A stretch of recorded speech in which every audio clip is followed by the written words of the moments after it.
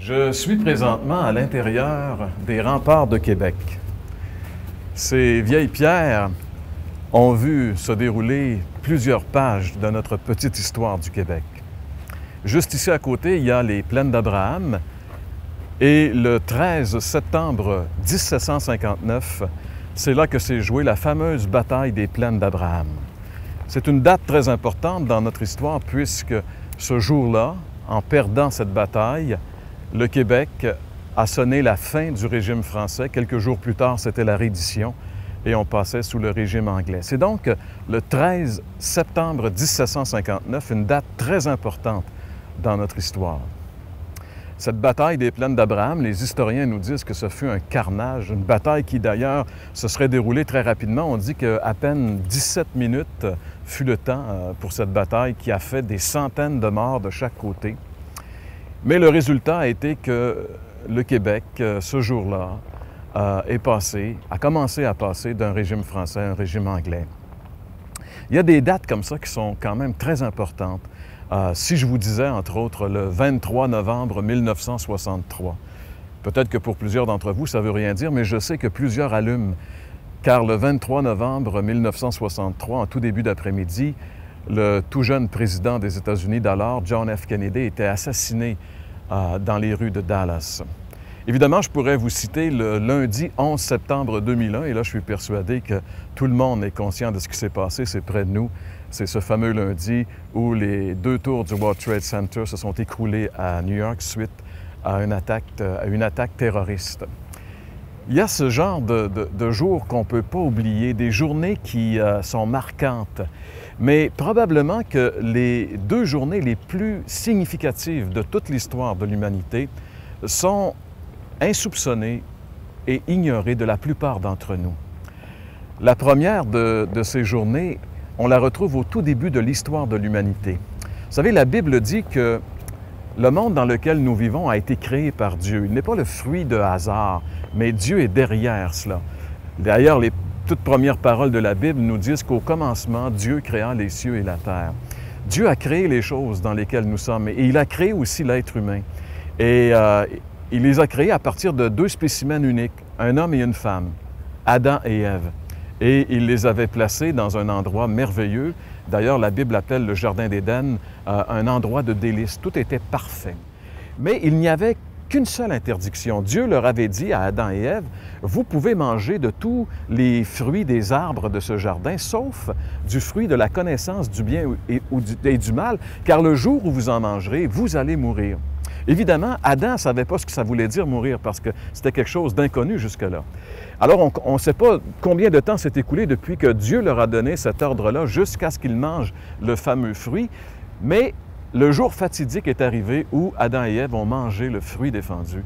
Et à partir de ce moment-là, un drame horrible s'est produit dans l'humanité. La Bible dit que l'humanité est devenue déchue.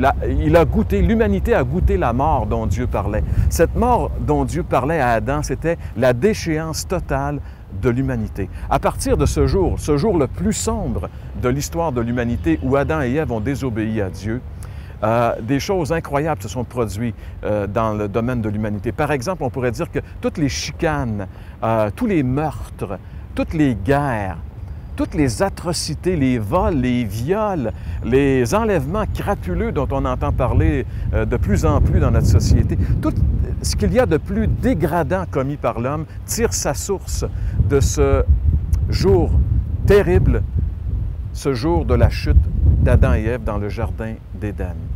Et comme l'humanité était complètement et entièrement déchue et donc inutilisable pour Dieu, alors Dieu a dû donc prendre les choses en main lui-même. Et c'est lui qui est venu.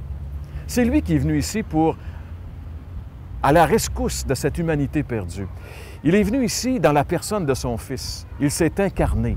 Il est devenu un homme. Et c'est ça, Jésus. Jésus, c'est Dieu parmi nous. C'est Dieu manifesté en tant qu'être humain. Et quand Jésus est venu ici, il est venu dans un but bien précis.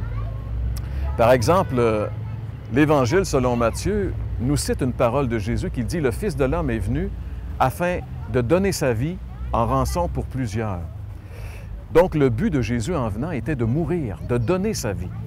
La mort de Jésus sur la croix, ce n'est pas un hasard, ce n'est pas une erreur.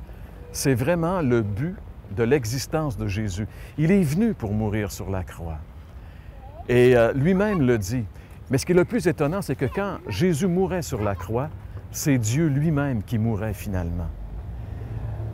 La Bible nous dit dans le livre des Actes des Apôtres, il y a un verset assez énigmatique, mais qui est très révélateur sur ce fait.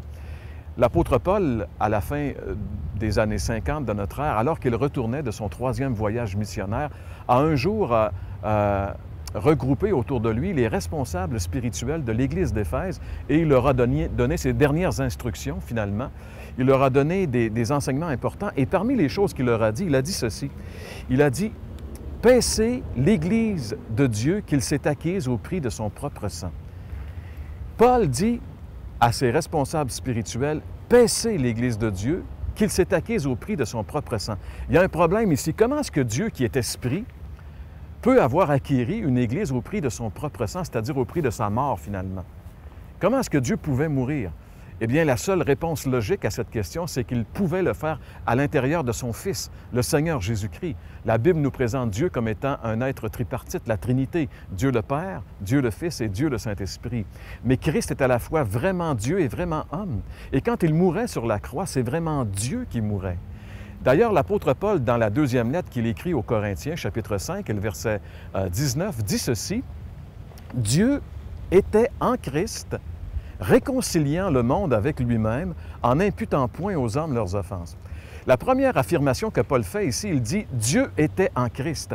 Lui-même, l'apôtre Paul dit que Christ, celui qui mourait sur la croix, c'est Dieu qui mourait. Dieu était en Christ. Et quand il était en train d'agoniser et de mourir sur cette croix, il était en train d'accomplir une œuvre incroyable, ce que la Bible appelle l'œuvre de la réconciliation. Il était en train d'apporter la possibilité pour cette humanité déchue et séparée de Dieu de pouvoir retrouver une communion et une union avec Dieu. Dieu était en Christ, réconciliant le monde avec lui-même en n'imputant point aux hommes leurs offenses.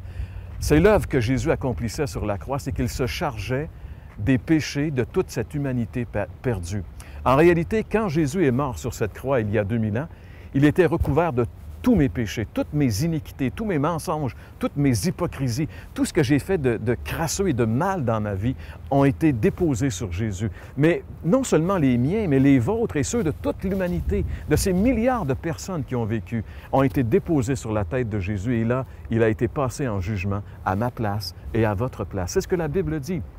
Un petit peu plus bas, dans ce chapitre 5 de la 2e lettre aux Corinthiens, l'apôtre Paul dit « Celui qui est innocent de tout péché, Dieu l'a fait devenir péché pour nous, afin que nous devenions en lui justice de Dieu. » Celui qui est innocent de tout péché, le seul être qui a jamais vécu sur cette terre et qui n'a jamais commis un seul péché, Jésus. La Bible dit que sur la croix, il est devenu péché pour nous.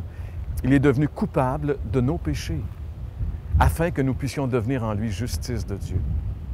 Si ce que la Bible dit est vrai ici, si c'est vrai que quand Christ meurt sur la croix, c'est Dieu qui meurt pour nous, si c'est vrai que Dieu nous a tellement aimés qu'il a envoyé son Fils unique prendre notre place de coupable et mourir à notre place, si tout cela est vrai, mes chers amis, il y a une seule chose qui compte maintenant, c'est de vraiment accepter cette réconciliation.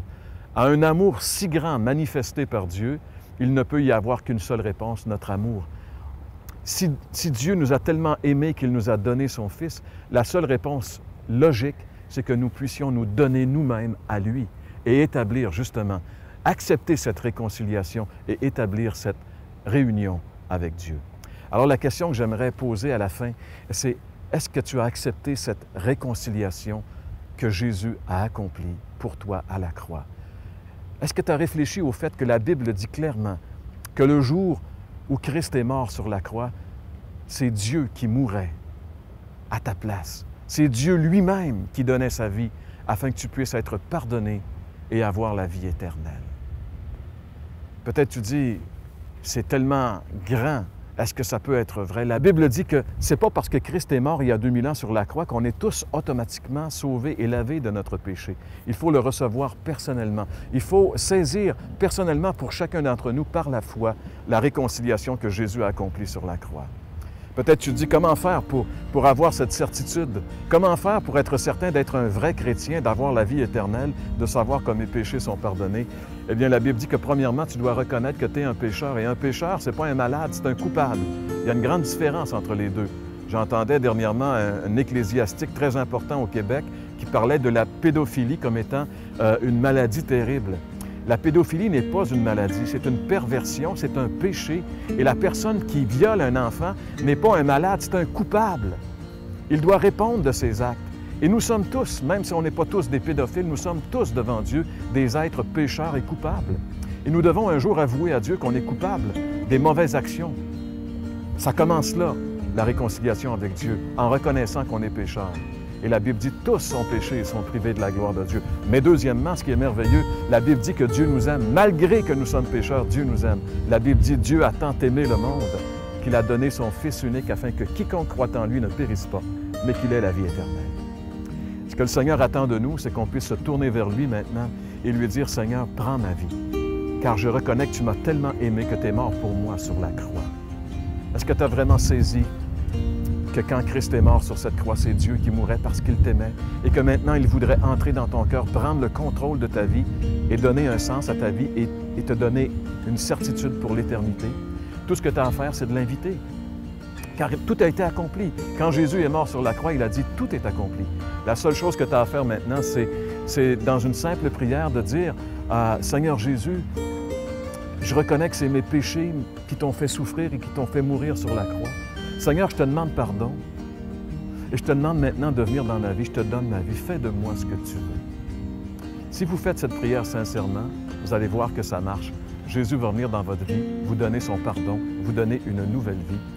Et vous allez réaliser que ça va être le jour le plus déterminant de toute votre existence.